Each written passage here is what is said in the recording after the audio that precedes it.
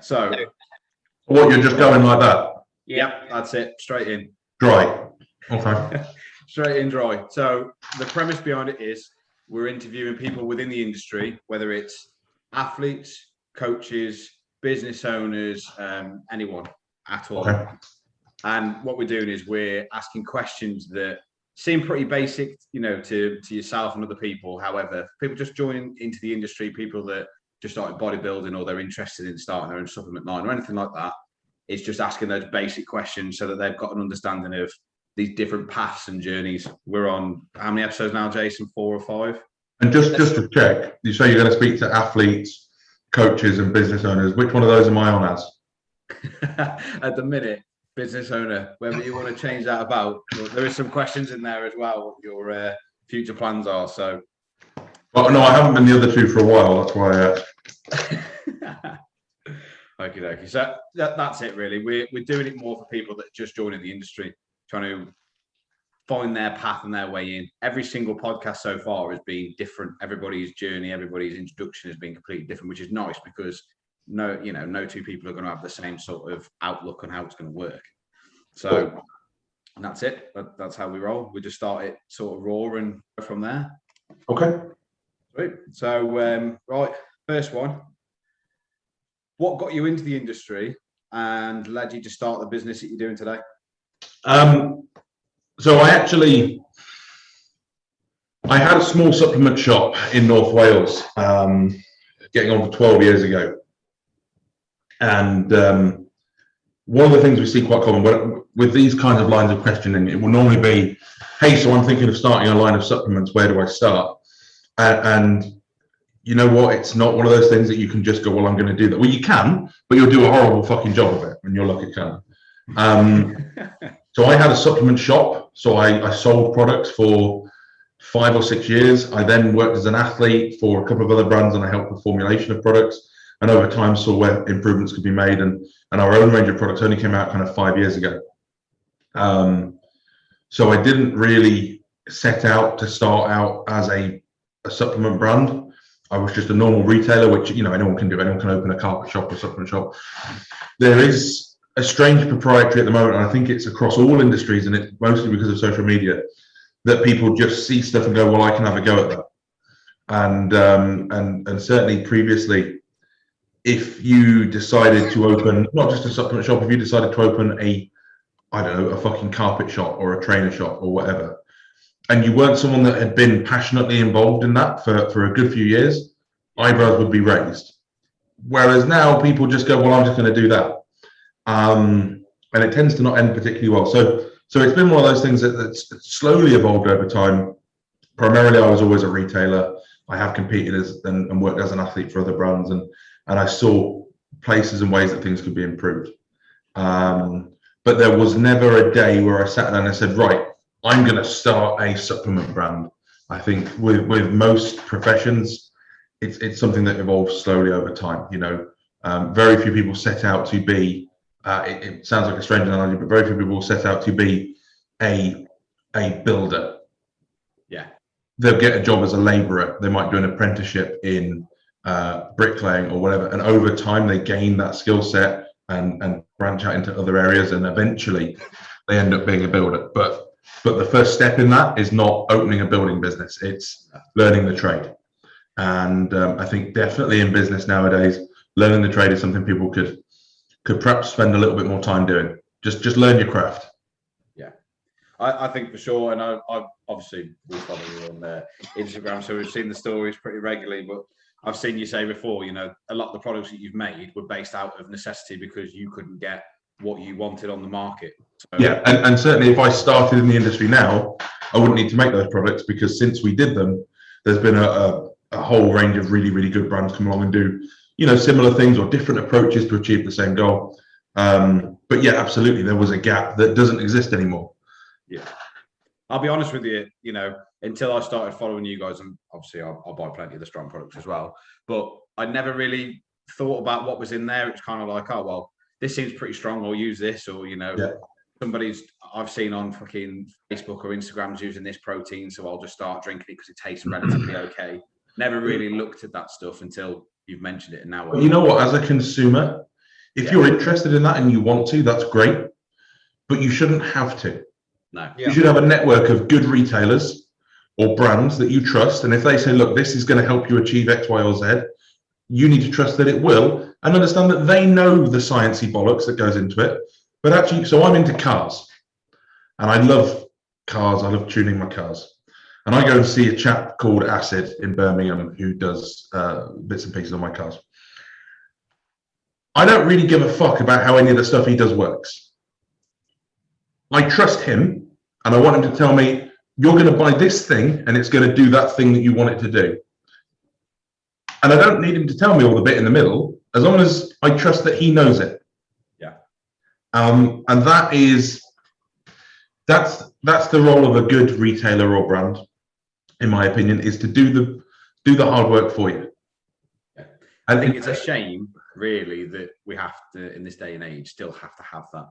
That, you know, every product isn't not good, like the best, but isn't at a certain level. There is plenty. I think if you go to an independent retailer now, you will struggle to buy bad products. Very much like if you go to a car garage, like a new car dealership in the UK, you'll struggle to buy a bad car. You might buy a really uninteresting shit car, but you won't buy a car that's going to blow up on you 5 miles down the road, like you could in the 70s. And if you go to an independent store, I mean, I could try and reel off some off the top of my head, but you know, if you go to Supplement Needs, if you go to Carter Sports Nutrition, if you go to Insight Supplements, if you go to Sup Shack, Reload Supplements, any of these guys that we all know, and anyone that I've missed off, I apologize. You will struggle to buy a bad product because these independent brands won't stock them because they know that it reflects badly on them. Yeah. If you go to somewhere more like a Holland and Barrett or a more mainstream place, they'll stack high, sell cheap, you know, based on margin. So you might not be so lucky, but and there are still bad products out there, don't get me wrong. But as a community, we've done a brilliant job of ostracizing con merchants, and there were a lot of brands out there that were just out and out con merchants. Yeah, for sure. I did see some memes on earlier, but I can't remember who it was that posted them. So sounds like Tariq. Yeah. Talking about RCR, I think was the one. You know what? That's a prime example, and I don't know the guy from RCR. I understand he's a youngish guy, and this is. I sound like a right fucking moany cunt today. Someone with the RCR thing argued with me once and said, "Yeah, but he's a young lad and he's doing his best." If you hire me as a plumber and I do a really shit job and I turn around to you and say, "Yeah, but I'm only young, I'm doing my best," I imagine you're going to tell me to fuck off. Inexperience is not an excuse for doing a bad job if it's your profession. Inexperience is not an excuse for doing a bad job. Inexperience is a great excuse for doing a shit job of something that you're learning at. Yeah. But if you're charging people for that service, then that's a very different kettle of fish. You know, like if somebody wants to have a go at coaching, they're going to help their mate out for free, that's fine. As soon as they're charging for that service, there's a degree of professionalism expected. Yeah. Yeah. That makes perfect sense to me. Okay. So on the back of talk about other brands, what's your favorite brand or product other than, you know, your own products or brand? If I had to use another range, yeah, I think the obvious answer would be that I jump on Supplement Needs. I knew that was the answer. I know where a lot of the products are made. We work alongside each other on a lot of things. I get on really well with Dean. I feel like my approach with formulation is to try and make things as simple and straightforward as possible. And Dean's approach is to make things perhaps inherently a little more complex, but to do things as thoroughly as possible. And if you've got deeper pockets, that might be the best way of doing things if money is no object. So Supplement Needs is the obvious answer. Yeah. A brand that doesn't quite have everything yet, but that I'd quite happily use is Hostile. Okay. Who are the brand. We were on that last night. Now the products aren't EU compliant, so they can't be sold in the UK yet. Anyone who is selling them, you know, that's fine, but you could potentially get in trouble from trading standards, and that's down to some things are ingredient choice, like the pump product has agmatine in, for example, that's banned over here. But also just labeling. You know, you can get a product that doesn't contain any banned ingredients in the UK, but as a retailer, there are certain labeling laws and stuff you have to follow. But Hostile is a brand that I think Everything that they've done so far has been absolutely top notch. Ben used to be one of our athletes before we moved over to America, and I know that they are intending to expand that range to be a full, comprehensive range. So yeah, those are the two that really jump out at me. HR Labs as well. Yeah. Again, HR Labs doesn't do the full range of products, so I couldn't get everything I need from them. But really good product, really good guy. Funny as fuck as well. That's the Scottish in him. That's we're just all funny. Yeah, I mean he's moved to Swindon, hasn't he? So he's got that mix. But yeah, no. So those three would be the ones that jump out. But supplement needs you can't really go wrong with. No, that's fair enough. Okay.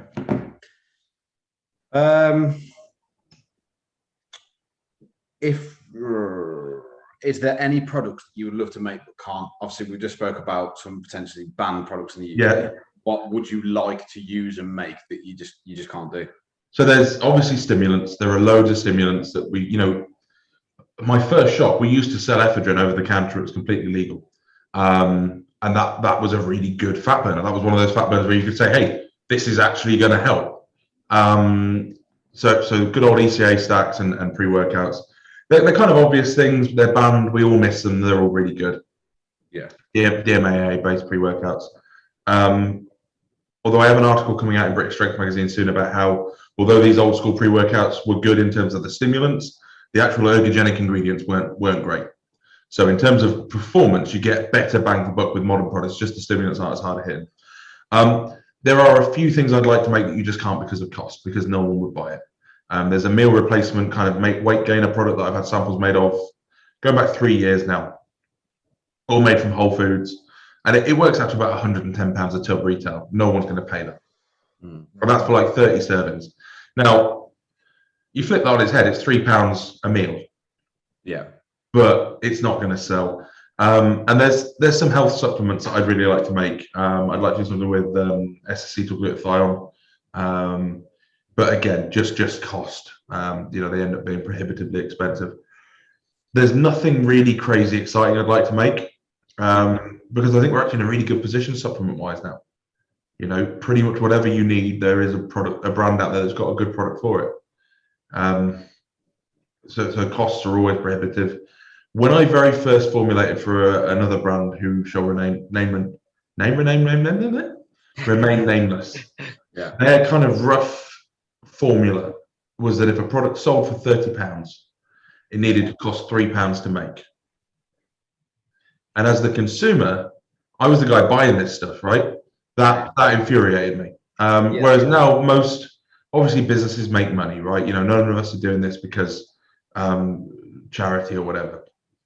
And that has to be marginal in product because products have to be able to be sold wholesale for other shops to sell them retail and so on. But as a general rule, and it does vary, like with our products particularly, some of the health products, the margins are very, very small, and some of the pre-workouts, the margins are a little bit healthier. But as a general rule, most companies in this most of the independent brands in the UK that I listed previously, if a product sells for 30, you can guarantee it's going to cost them probably about 15 quid. Yeah. Which again is fair enough if they've got to sell it wholesale. Well, and they've got to buy 1,000 tubs of the bloody thing, and they have to pay licensing agreements up front. And that's a much worse markup than you would get on most food products. Yeah. And that's a very general rule. There are some that are probably closer to 20 and some that are a little bit less than that. But that's pretty fair. Whereas you go back 10 years and as I say, you'd be buying a product for 30 quid that had 3 quid's worth of raw ingredients in it, but it might have had 3 quid spent on marketing. Yeah. Whereas again, there are very few independent brands now that you see dumping huge piles of money onto marketing and advertising.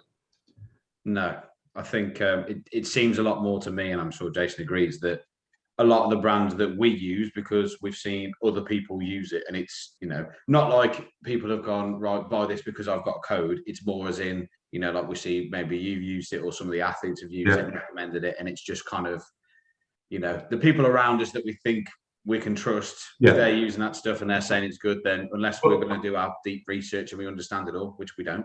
I believe you had Josh Mayer on the other week, didn't you?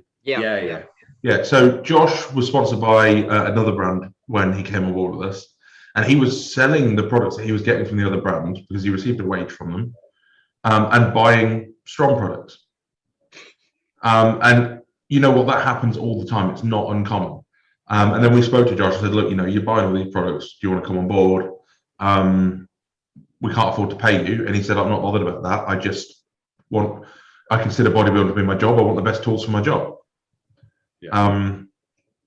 I think more and more of the athletes, I guess if you spend your whole life doing this, you don't want to compromise on the supplements, food or drugs you're taking. No, definitely not. If you're taking all the drugs, you're doing, all the cardio, all the training, putting yourself through all of that hassle, why put yourself back by taking subpar products just because that's who sponsors you or gives you the money? Exactly. Yeah, exactly. So yeah, I think most of the recommendation stuff that you get are from genuine people who genuinely just choose to use. I think all of our athletes, in fact, were customers before we sponsored them. Yeah. Excuse me.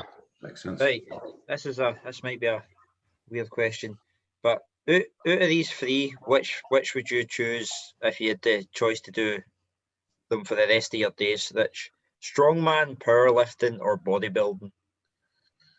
Do I have to take into account like my physical well-being, or are we going to assume that I'm invulnerable?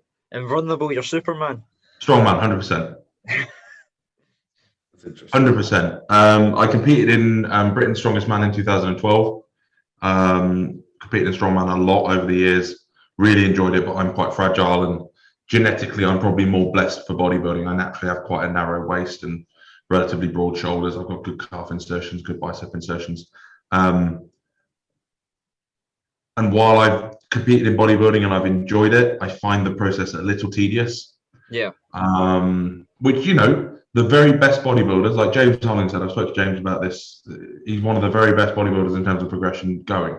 Yeah. That man is a machine. He has the ability to just switch off and do the same shit day in, day out, all day, every day. I can't do that, but a lot of great bodybuilders can. Yeah. Strongman definitely is the most fun as far as I'm concerned, particularly in terms of socially. So for me at the moment, I find myself kind of tickling the balls of powerlifting, because it's a bit more fun, but it's more controlled. It's relatively outside of something unexpected happening. You kind of program yourself. Well, if I've done these lifts, then I'm going to be able to hit this number, and you can kind of plan what you're going to do, and roughly what you should be able to achieve week on week. Whereas strongman is so chaotic, it's almost impossible to not get injured doing it. And I've had too many injuries over the years to keep doing that. That's interesting. That's fair enough. I tried the stones up at the Scottish Fitness Expo. The one you and the Insight guys were up at. I think I got 3 stones in and was just like, nah, I can't. I think the next stone up weighed more than I did. Yeah.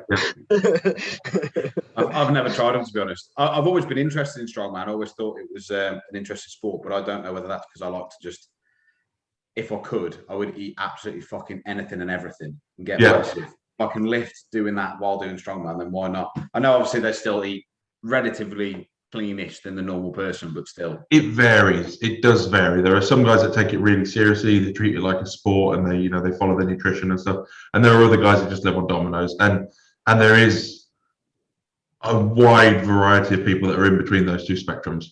Yeah, I think the thing with strongman, it's so known in Britain. Like, I could say to my granny, who's 84, what's bodybuilding? She'd probably say Arnold, but then she what's strongman? She'll go, oh, well, that's that thing that the Scandinavian guys used to always win in the 80s, but it always seems to be on telly here. So that's, I think there's a lot telly more. at Christmas, isn't it? That's what we all remember as kids watching that a couple of days after Christmas.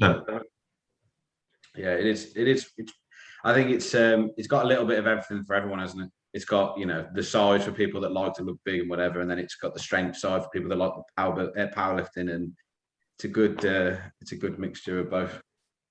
Yeah, and I mean, if you're concerned with aesthetics, I suppose you'll look the way your diet determines that you look. You can absolutely train a strongman and eat like a bodybuilder and look fucking epic. It's just that most of the guys who are doing strongman end up being not that bothered. Yeah, so Jonas Vickers has made a big change to his appearance, hasn't he? And there is definitely an argument behind, mass moves mass, and for certain events being slightly heavier will be beneficial, but not to the point where you need to be a whale. Yeah.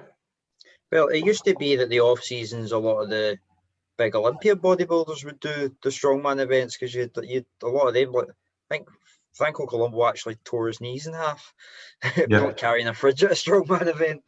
He won it as well, though, didn't he? World's Strongest Man back in the day. Did win it? Yeah, he has won it. Yeah. Yeah. Yeah. He had crazy strength for his size, though. Well, Franco. Yeah. Did Franco win it or did Lufrino win it? I think Franco won it. Yeah, I think Franco was more into the strongman than Lou. Yeah. Awesome physique. Yeah. One of the best. We were on about that with Josh. I said that Franco, from the golden era. Yeah. That is probably my number one guy. You could probably take Franco out of the 70s and put him into maybe the 90s, and he probably wouldn't be that far off. I don't know. People get a little bit. In the early 90s. Get a little bit dewy-eyed about bodybuilding. Like Arnold looked incredible, and any man would love to look like Arnold walking down the street. He also wasn't that lean. Yeah.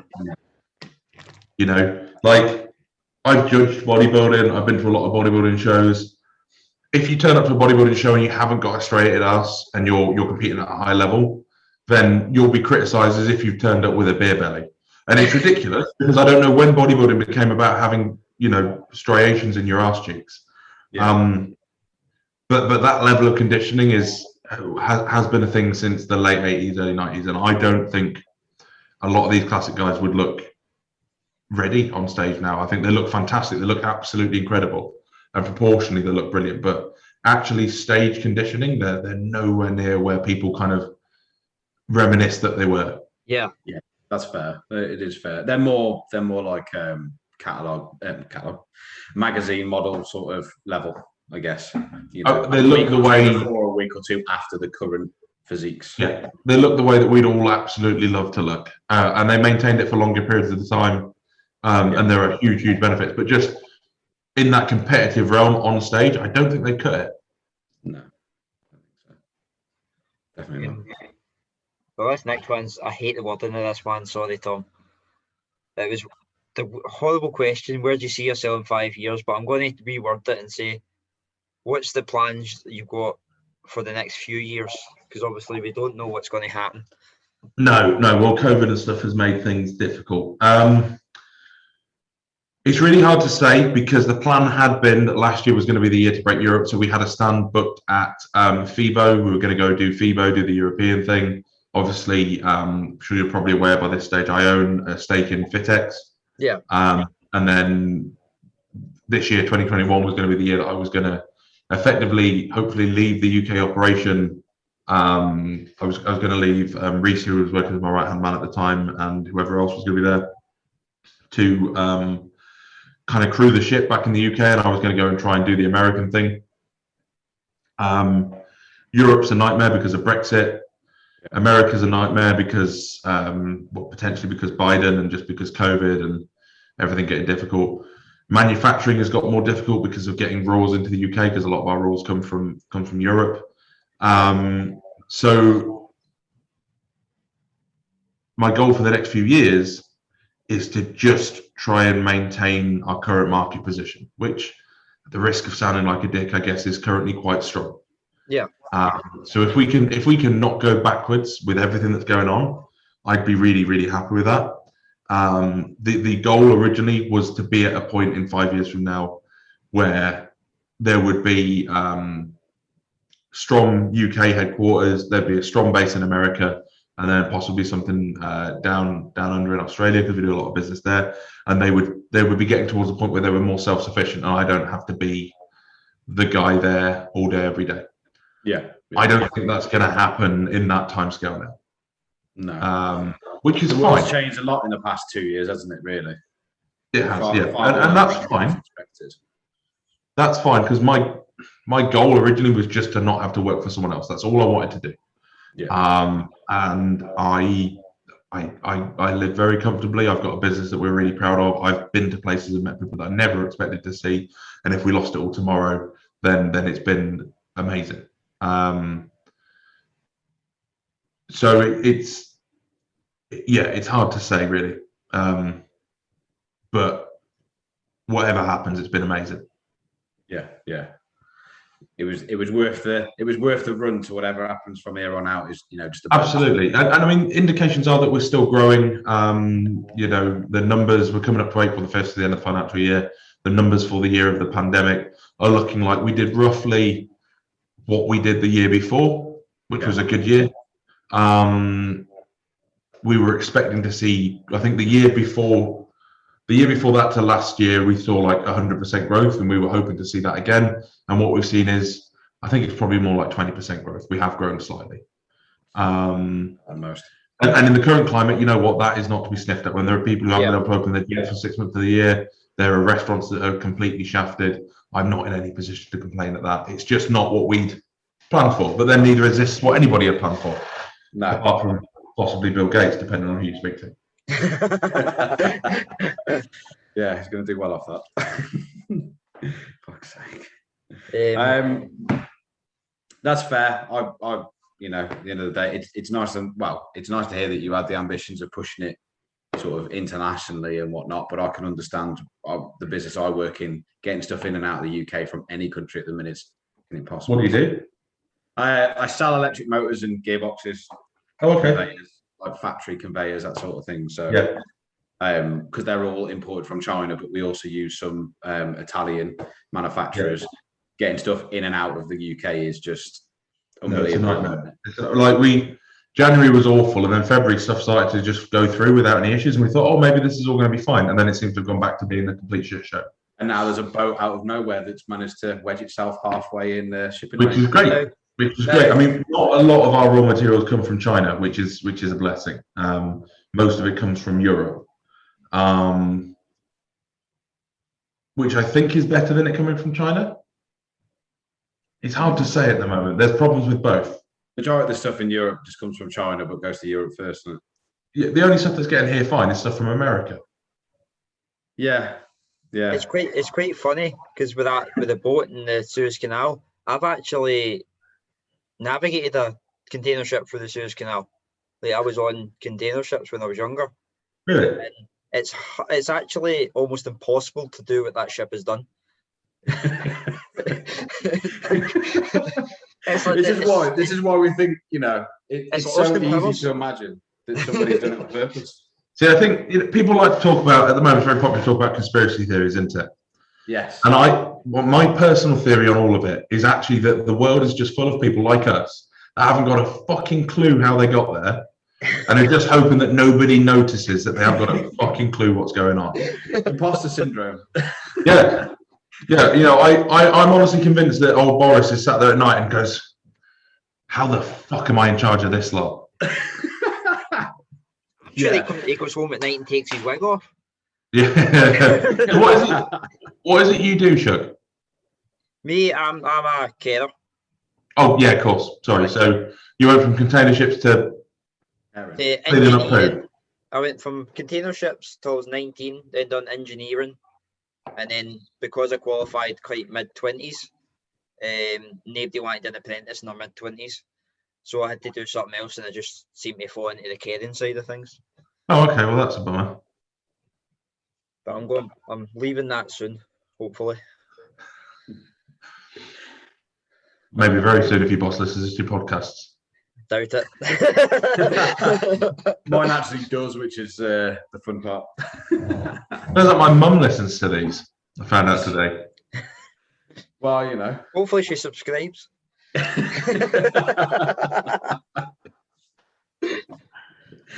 Oh god. I will say one thing. I've quite fanboyed when you did follow me back, Rich, on the old Instagram. I still don't know what to say to shit like that. You did the same thing. I saw that Matt Tofton thing the other day. Oh yeah. So I was a fan of Matt's for ages, because I trained at his gym when I was coming up to compete, and he was just that kind of like one level above me. Yeah.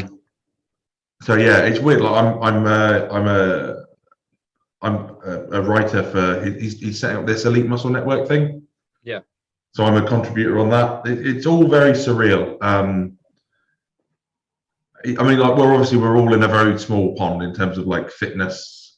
But like I went out to Birmingham 2 years ago to see Wicked at the theatre, and someone stopped me and asked for a selfie in the theatre, which was just really weird. And I don't think stuff like that will ever feel normal, particularly because I'm still just a guy with a supplement shop. Yeah, it's odd. It is strange. I mean, we were on about this the other day. We started a podcast a couple of weeks ago, and in all honesty, 80%, 90% of the people we've asked, people that we never thought would be interested whatsoever in coming and chatting. And I mean, there's no structure, there's no real professionalism to what we're doing. We just want to have a chat with people and, show people that you don't have to be famous, quote unquote, or, an influencer of sorts to do this sort of stuff, to chat to people. And like everyone's been great. Fuad fucking messaged me back and everything, and I couldn't believe it. Fuad? Yeah. See, that's a big deal. Yeah, like he actually messaged back.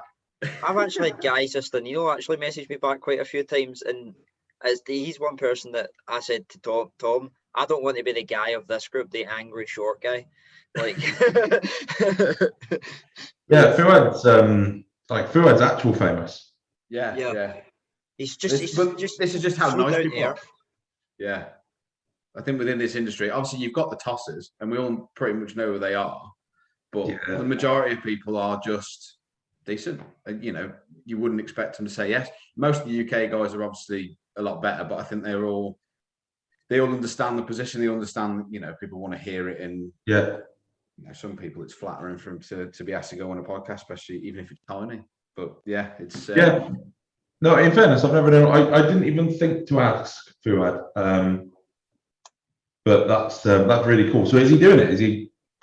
No, he's not. But he replied to say no, and he's definitely okay. Well, that's not quite what I thought. No. Right. Okay. Fair enough. But I think for the likes of yours, because Ben and Luke both discussed the Strom products with Fuad quite a lot. Yeah. On some of his earlier podcasts, so potentially. Yeah. Well, there was a time when they were both on the team. Long time ago now, and it was more just that Luke kept buying things from the website, and I was like, dude, like, I'm a massive fan. He's like, yeah, but I want the things. Yeah. So it was massively flattering for me just to be able to help him out with bits. And then me and Ben have gone back years, and he used our stuff right from the site. He still has a few bits now. We still send him stuff out fairly regularly. Yeah. Fuad's coming to Fitex, so. Yeah, I saw that. Assuming visas and travel and stuff. I'm hoping. I've bought another ticket because I was planning to emigrate to Australia, but that didn't happen. So I did repurchase a ticket for Fitex. Fitex is going to be great. Fitex is going to be really, really good. Assuming everything goes ahead, and it does happen when restrictions are lifted, like they're saying. I think people are just so ready to do something positive. Yeah. I found it was quite funny. I remember, I think it was 2 years ago now, I was watching a Bonac video. It was like one of his prep videos. Yeah. I actually seen he had, was it Neuro? Support Max and Neuro, yeah. Yeah. In the video, I was like, yes, Tom. There was a time, maybe 4 years ago, and even Lee from Supplement Needs will say this, because we did the on-cycle support thing before Dean and Supplement Needs did it. So we were the first effective on-cycle support product. Yeah. And there was a time when every British IFBB Pro and most of the European ones were all buying Support Max. And nearly all of them were buying it full price through the website. Yeah. The way the market's moved on, and I don't know how up on cycle support and the kind of what's involved with it you guys are, the way the market's moved on, at the time, there was basically nothing. There was milk thistle and shit that didn't work. And people just didn't bother. All the advanced athletes would buy things separately.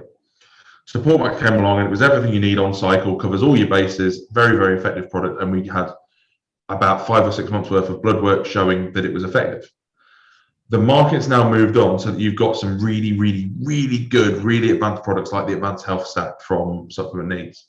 Yeah. So when Support Max came out, if you wanted an on-cycle support product, it was Support Max, and that was it. And, guys like Jamie Johal and Luke Sandow stuff, they just double dosed it.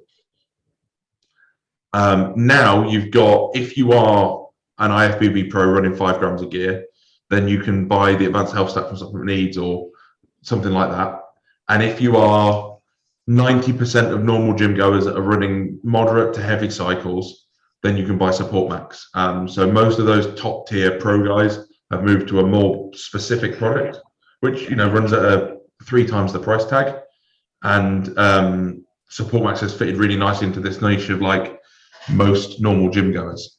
But when it came out, as I said, it was the only thing available, so pretty much every IFBB pro was using it.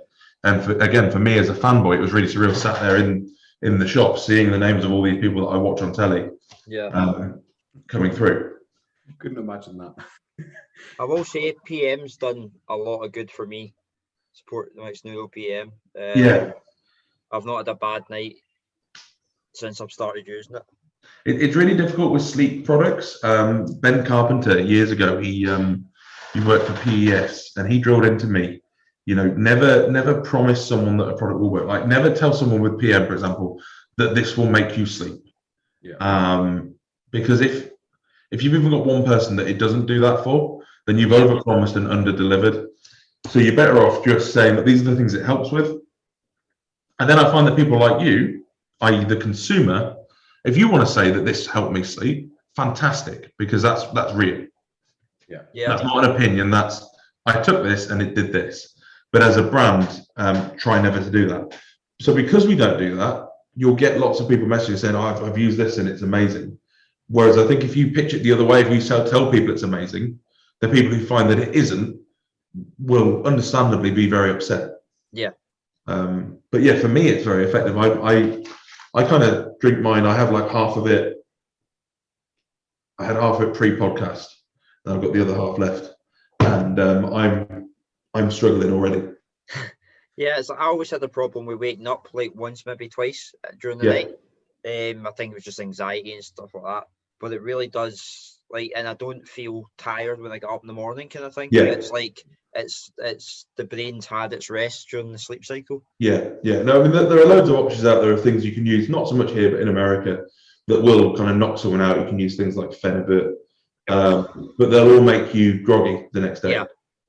Whereas this product is designed, as you say, more to support your natural sleep cycle and brain health. But if someone's got actual insomnia, unfortunately, it won't knock them out. I have used a tester of it, but I've actually got some coming tomorrow. But my favourites are Digestimax, especially on like a high food day. I just find that just helps a lot. So half a scoop on a day that I'm eating plenty of food, and that's it. And I'm already on omeprazole for my stomach with the care work, having to shovel food down my neck. So that's what Digestimax was. Something I was looking into. I mean, osmeprazole or omeprazole, however you want to say it. If you can avoid using something like that, you want to.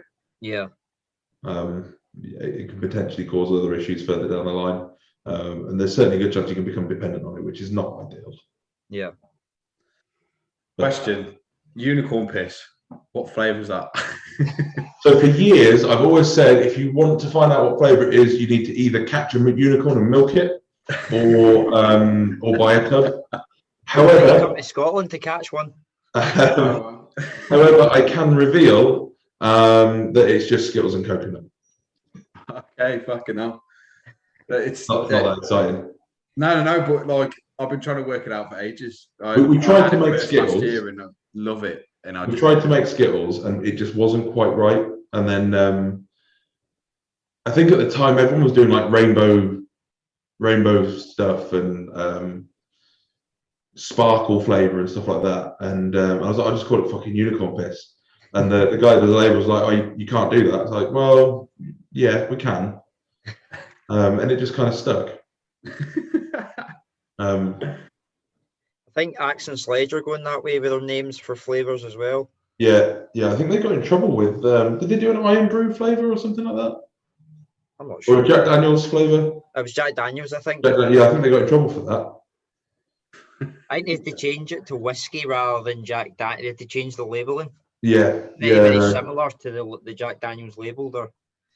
You got to tread carefully with American brands. They don't like their intellectual property being infringed on. No, you can imagine that.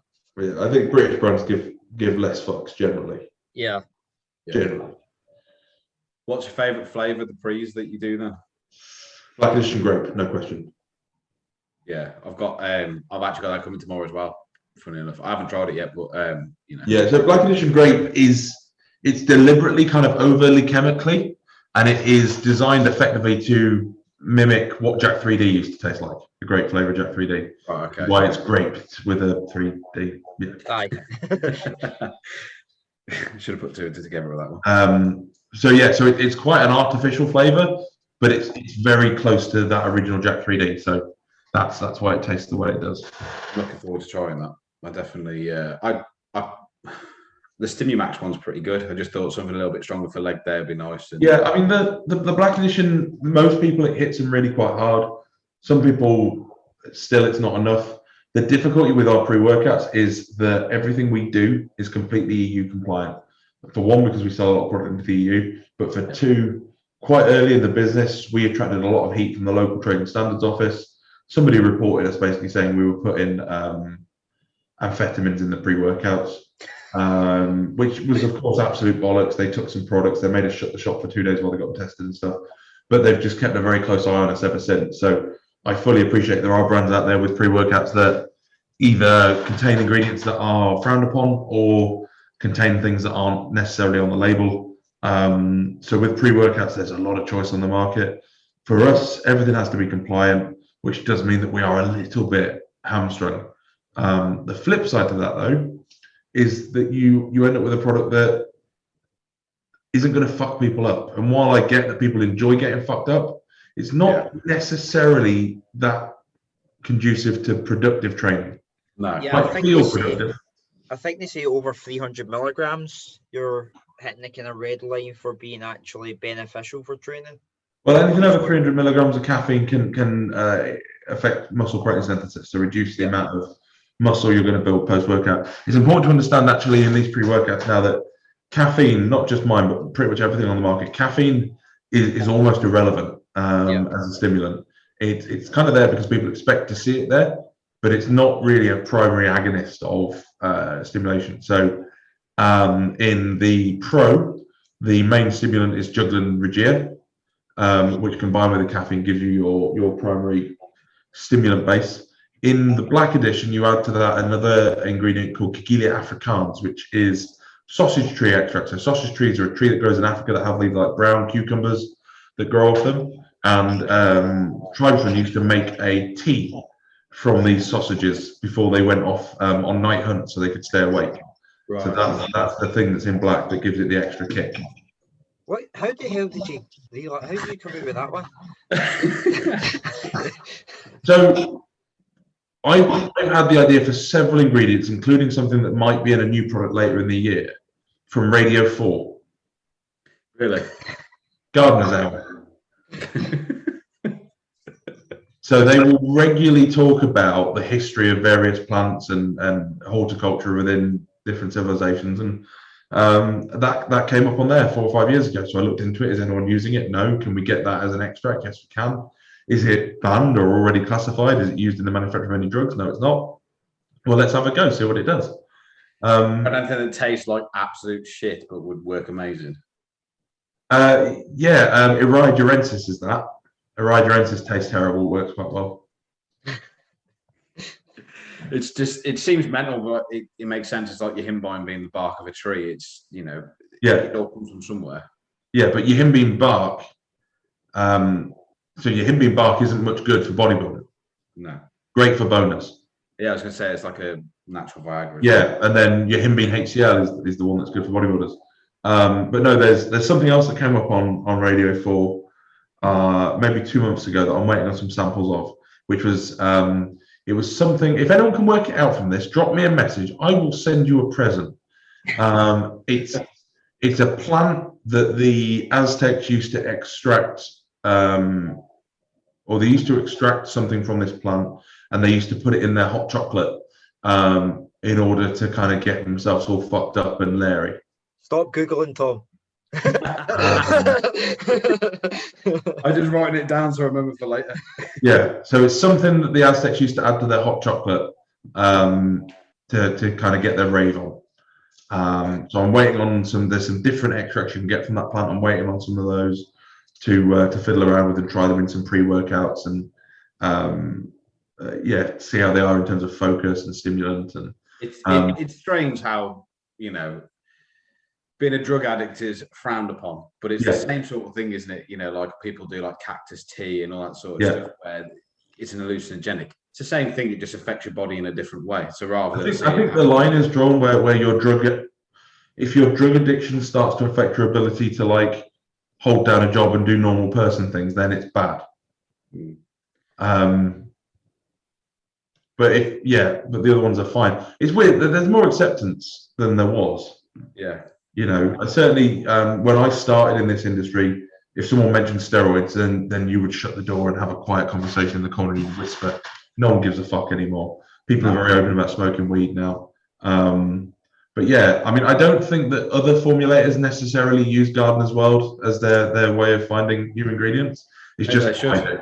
What they do is they wait for you to listen to Gardener's World. They say what ingredients you're using, and then they start after. Oh, that's scarily accurate. Yeah. Okay. So that's it's the key at the moment with supplements, because the regulations are so gay, is finding anything that basically hasn't already been used, because once stuff has been used for a period of time, it'll eventually end up getting banned. Yeah.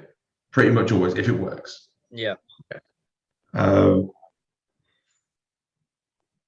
But humans are very interesting creatures, and historically, over the years, we've basically ingested pretty much anything we can find to see if we can get a buzz out of it. Makes sense. There's very little out there that we haven't either smoked or boiled or injected or whatever. So yeah, enough digging and you can find interesting things. Well, the Aztecs even smoked chocolate, didn't they? So yeah, well, the Juglans regia that's in Stimumax, that is the bark of a walnut seed. And that used to be used in Chinese herbal medicine as a general mood enhancer. Just, add it to your teas, that kind of thing. I've got one question that's not on the list here. How was your legs after that training session with Christian and Josh? So, I mean, Josh and Christian were a little bit mean to me, and they said that training is not really a thing for Rick. Unfortunately, that was quite accurate. Let me just.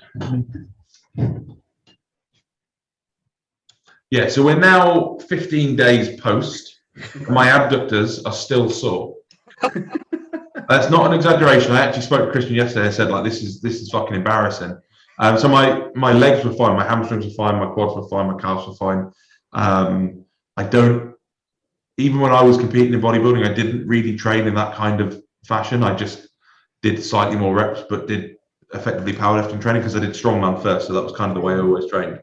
But I don't think I've ever trained abductors. And yet it's 15 days later. And if I try and stretch my legs out, it's still intensely painful near my testicle. But it's not a thing that I would ever train. I still don't know what it's for or why you would train it. The only part of my legs that grows is my abductors. Very, very sore. But yeah, strangely, quads, calves, and hamstrings were absolutely fine. Excuse me, sorry. That's the PM. I did have a slight giggle when you were bent over the bench and the camera came. He was like, "Why are you videoing me?" You're just lying there. Yeah, Laz does all of our content, and he's absolutely fantastic. The videos are always good when they're done. Yeah, it's Mike and Lisa Gelsey from GAH Jim's son. And for ages they've been saying to me, "Oh, you should speak to Laz, our son. He does videography. He's really good." And I was like, "Yeah, all right, whatever." Until we had him do a little bit of content for us, and he's brilliant. Yeah, I like all the stuff with Reese and whatever else. I think they're all. It's recorded nicely and well. It's easy to digest, and I think it's short and sweet as well. You get the information you need. A little bit of comedy to keep people interested, but it's just. There's a lot of stuff out there that So I don't know about you guys. I think everyone's very different, but I take on most of my content via YouTube. That's the platform I tend to go to, even though my own channel's views on YouTube are absolutely abysmal. That's on the telly and on my phone. That's the thing that I will generally go to just to waste time. Yeah. And as a rule, if a video is more than about 10 or 15 minutes, I tend not to click on it. I don't know why that is. You know, I'd quite happily sit down and watch a half hour or an hour long TV show. But with YouTube, 10, 15 minutes and any more than that, and it gets left. So we try and keep all our content under that. If we I think can. it's because you like to watch multiple. I really think that's what it is. If you've got an hour to kill, you'd like to watch 4 videos, maybe about 4 similar but yet different subjects. See, I go more in the documentary side of YouTube, so quite a lot of them are 20 minutes to even an hour and a bit kind of thing. Yeah. I think my recent one was watching things about the English the English royals. Oh, about them being lizards. And no, it was once how they murdered all the Scottish royals. Oh, banter. You just sat in your bedroom getting bitter. Yeah, you lot want to remember that. Next time you're getting all dewy-eyed and independent. I'm waiting for Game of Thrones. I just always think he's only proper Northerners down south, you know. I've still not seen Game of Thrones. Have you not? Have you not? Oh, I'd watched the first 6 seasons. Don't bother about the last couple. It's a lot of time. It's a lot of yeah. The only thing I've watched. I'm the same with Breaking Bad.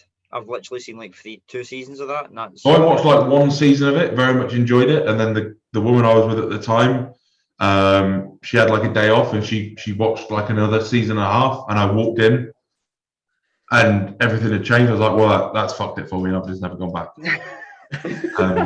The only thing I've watched recently thoroughly is Snowpiercer, which is apparently not cool, but I don't care. It's amazing.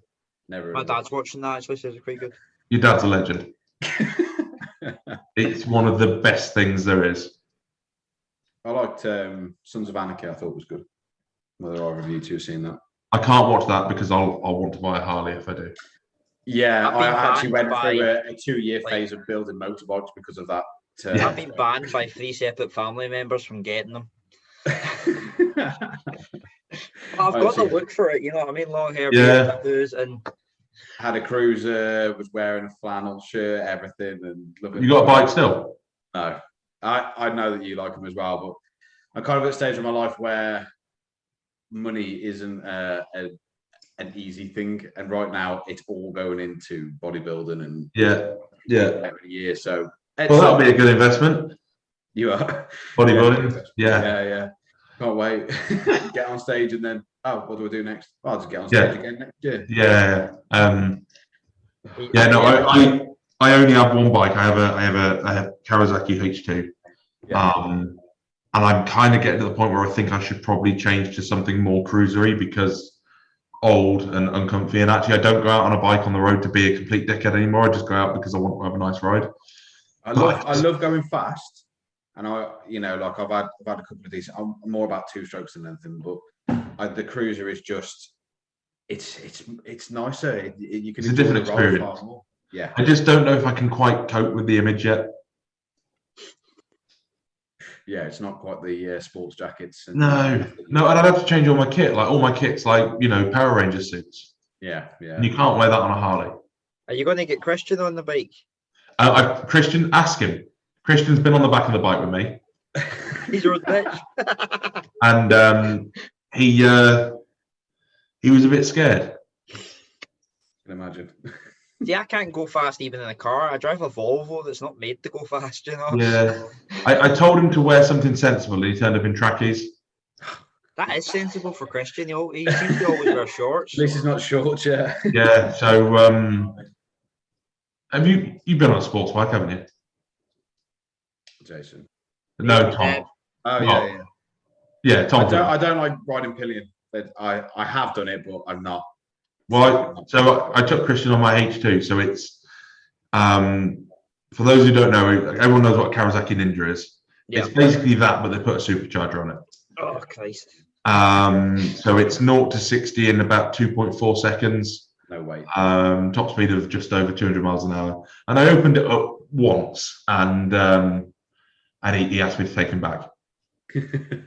And this is my problem, right? If somebody's got a fast car, I fucking love cars. I love motorbikes. I love going fast. I hate with a passion anybody else being in control. Can't deal with it. I am the most nervous passenger. I'm all right. I'm all right as a passenger in a car because cars are for sissies. I'll have a crash, it'll be fine. The only time I've ever Depends who you're in a car with. went fast, it wasn't necessarily fast because it was a 1 litre 13-year-old Corsa, but I managed to get that thing to 70. And I should have got a medal, I think, for that. If you ever make it down to Strom, I'll take you out in the Subaru. Oh, I'd love that. I'd love that. I was saying to Christian about that. I look forward to your updates. Oh, Christian enjoys the Subaru. He's driven that. Christian's one of the only people that's been allowed to drive that, actually. Yeah, he said, he was telling us on the podcast. Yeah. He Was it an Audi or Jag that you took a little loan of last week before? Somebody popped down and they left the keys. Audi R8. Aye, how was that? Boring. Was it? Yeah. Like too much interior.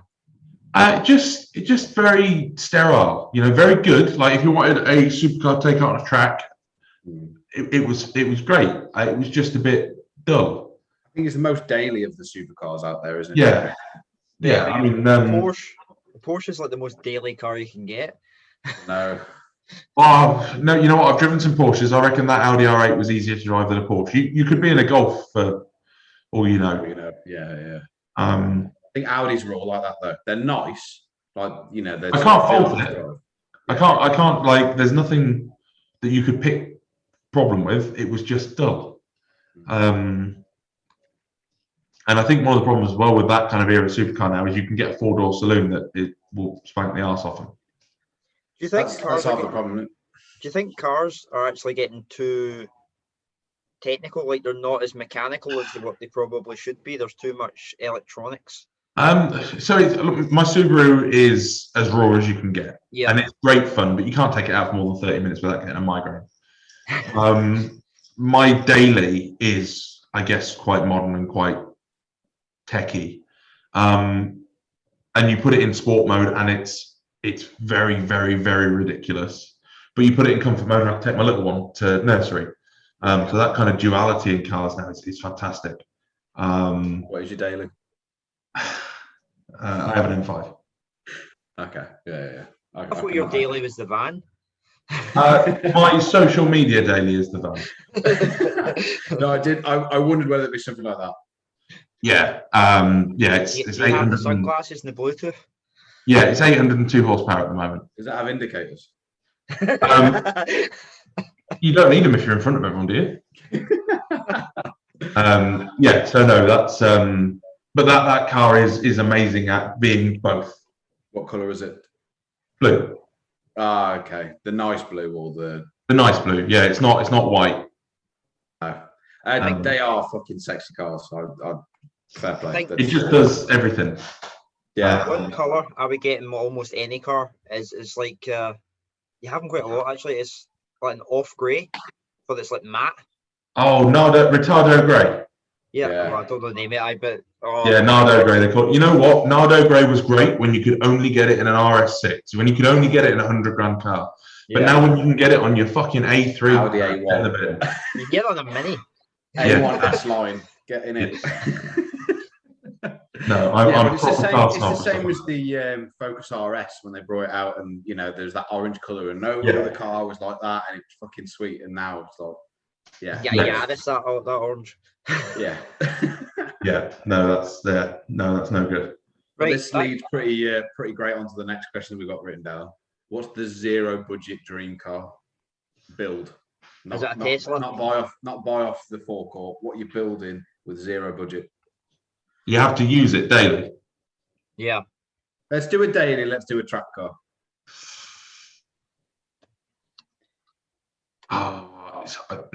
As a daily, I really like the new Panamera Turbo. Okay, yeah. Porsche Panamera Turbo or Aston Martin Rapide. They're both cars that were really ugly in their first generations, and now are really, really nice. It's quite funny because I would call that Aston Martin and Aston Martin Rapid, but that's just because I can't pronounce English words. Yeah, Rapide. I think because they're designed to carry children, they've earned the moniker Aston Martin Rapido. Kind of takes the shine off a little bit. A little bit. Why have you got 4 doors in your Aston Martin to put children in the back? Oh, I bet you fucking do. What about a Lamborghini Urus? What about those? So I went for a phase about a year and a half ago of being a flash cunt and having cars on PCP, which I don't do anymore. And I had a Porsche Cayenne Turbo, which is the same car as an Urus. It's exactly the same car. Big Geordie Joe drove it actually, and it was great. But I realised with that car, that was the car where I realised that having anything flash is actually quite unpleasant on the daily. I always scared that if I've got a fancy car, somebody's going to just key it, because even on that bit of Vauxhall I had. You worry about parking it. You worry about where you're going to park. Like when you're going somewhere, you like ring ahead and like, you're looking at what the parking facilities are like, and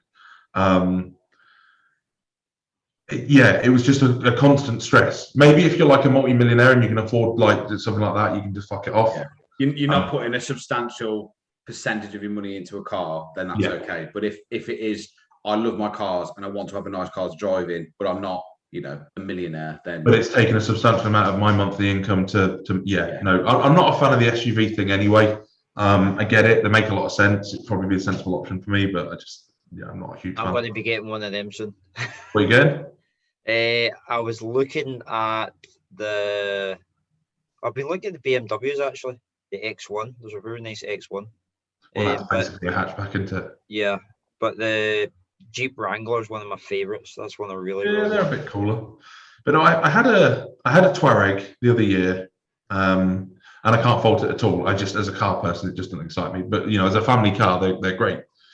As a money no object track car, there are so many things that you could get that are just ridiculous. Ferrari LaFerrari. Nah. I fit in that. Boring.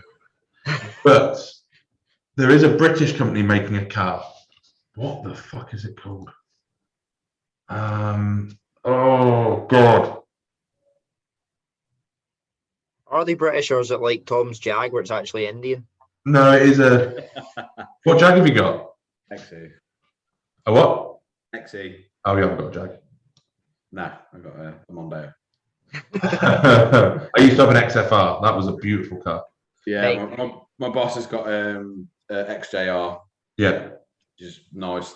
I've got the C30 and only got told last year that it was the same car that was used in Twilight. I never knew. The XJRs are cool as fuck, by the way. That's a baller car. Yeah, no, that's nice. There's a couple of nice cars on the forecourt at work.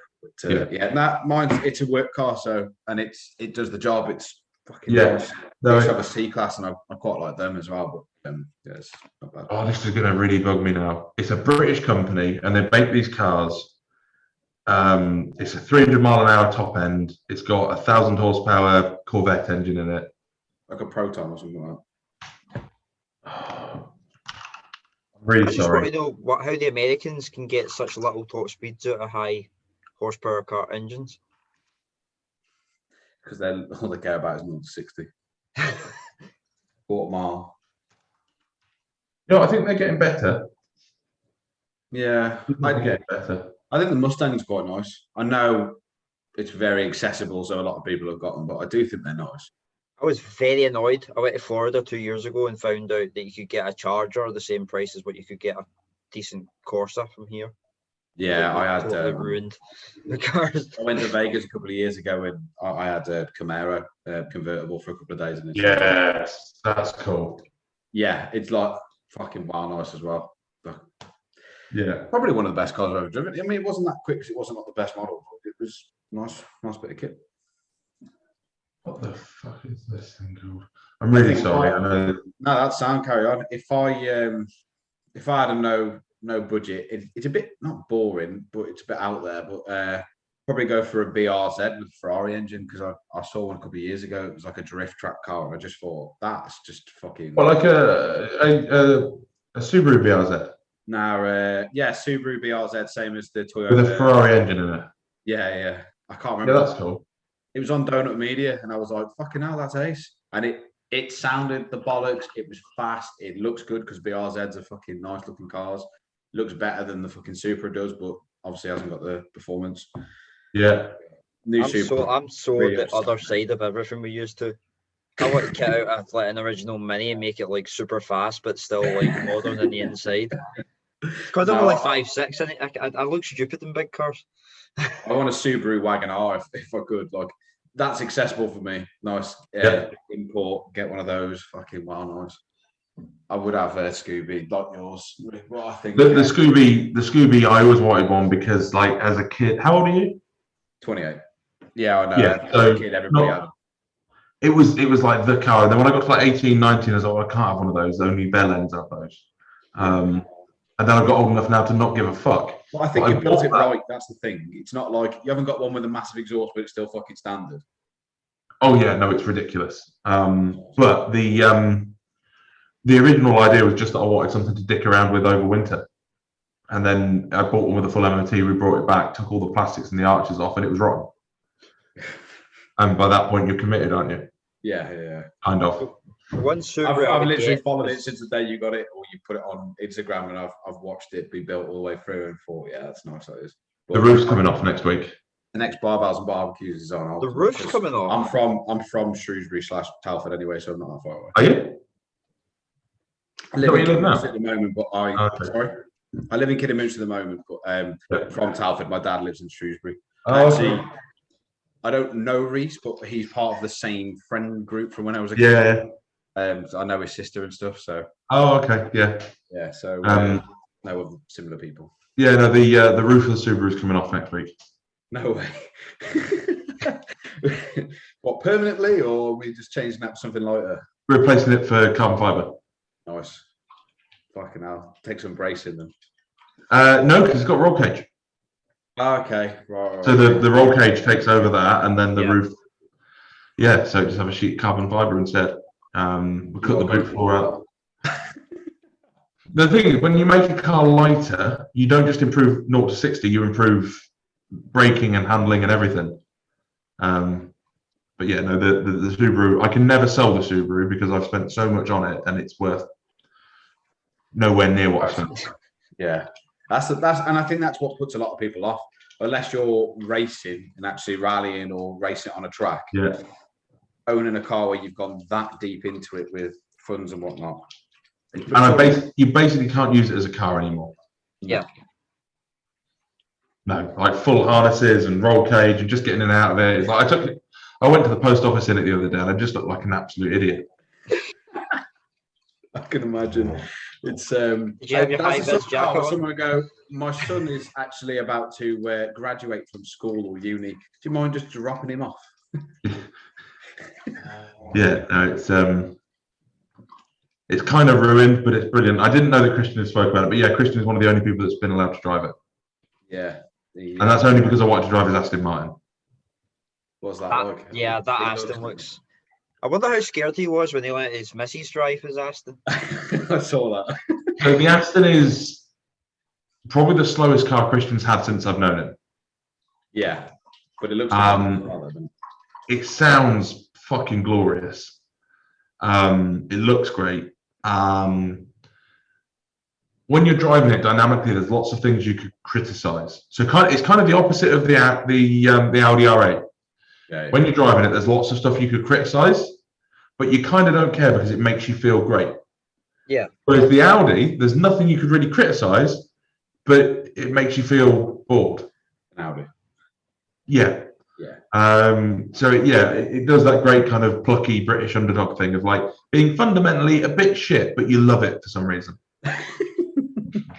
Yeah, I mean it looks a nice car. It looks, lovely, and I guess it's not that new. So in terms of accessibility and funding it probably won't be that terrible. I mean, parts are probably fucking horrendous for that. I think it's one of those cars that if you buy it at the right time and you look after it and you don't stick a load of miles on it, you can probably not lose any money on.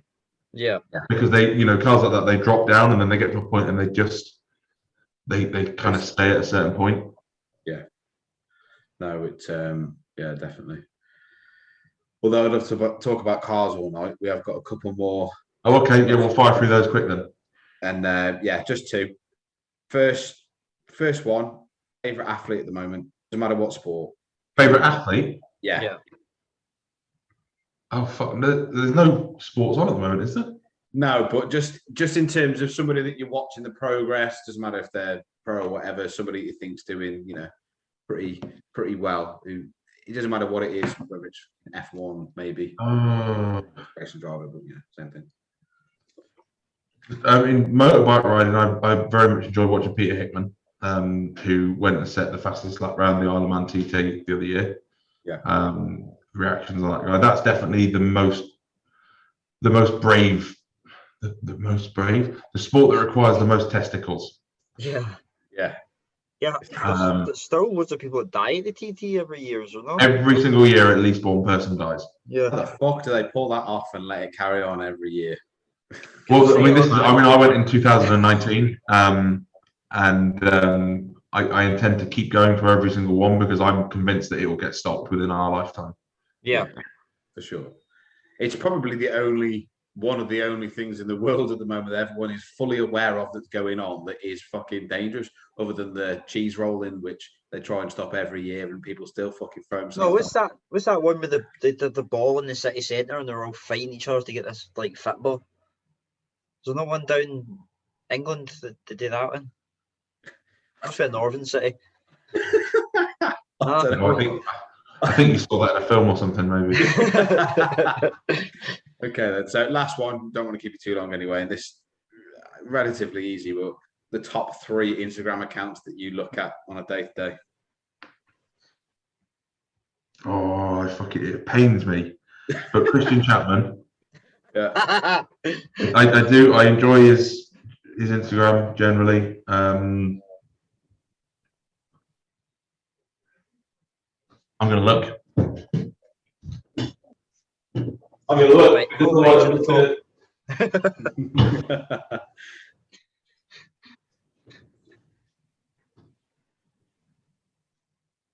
Mr OPH.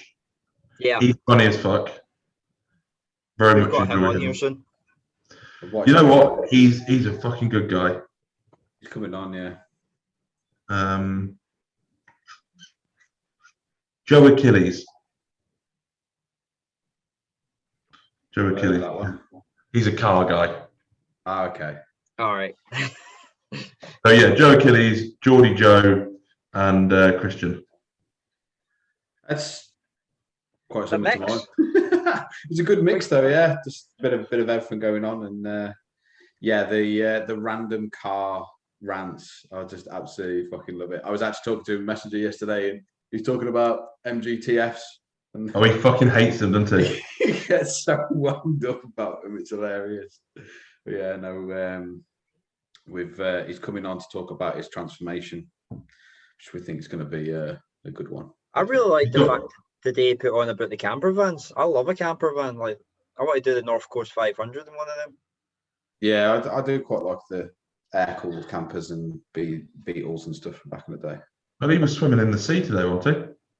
Yeah. Went swimming in the sea, which I thought in a couple of months maybe I'd do that, but right now that just seems. But he does the cold showers as well, doesn't he?